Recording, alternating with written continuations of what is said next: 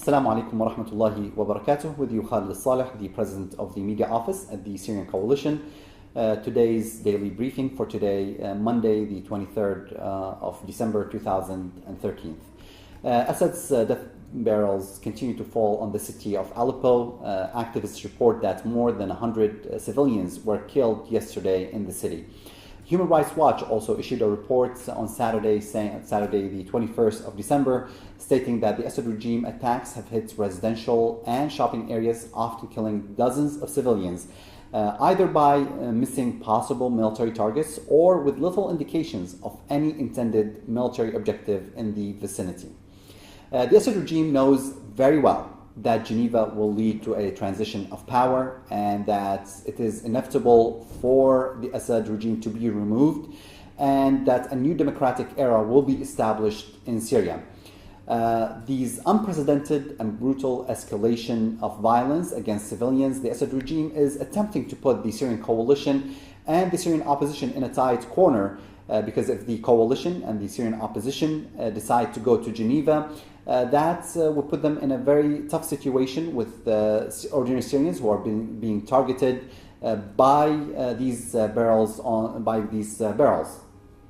We know that Geneva would ultimately lead to the formation of a transitional governing body, and that the Assad regime has an objective of trying to stop this conference from taking place.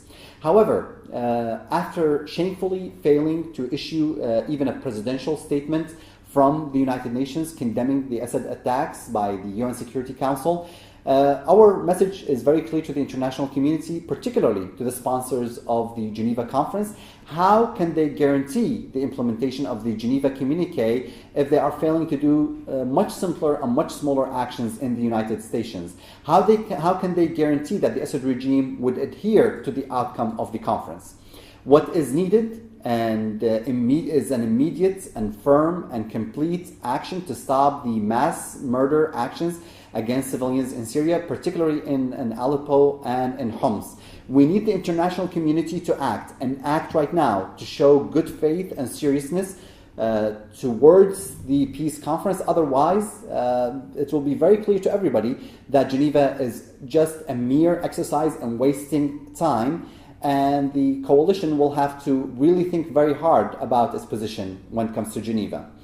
The FSA is advancing also over the last few days. The FSA was able to shoot down a MiG aircraft in the eastern countryside of Hama. Also in Dumair, the FSA fighters seized a major depot containing fuel that's used for rockets, for Scud missiles. Also, the FSA took control of several barricades. They took control of two main barricades in the countryside of Damascus.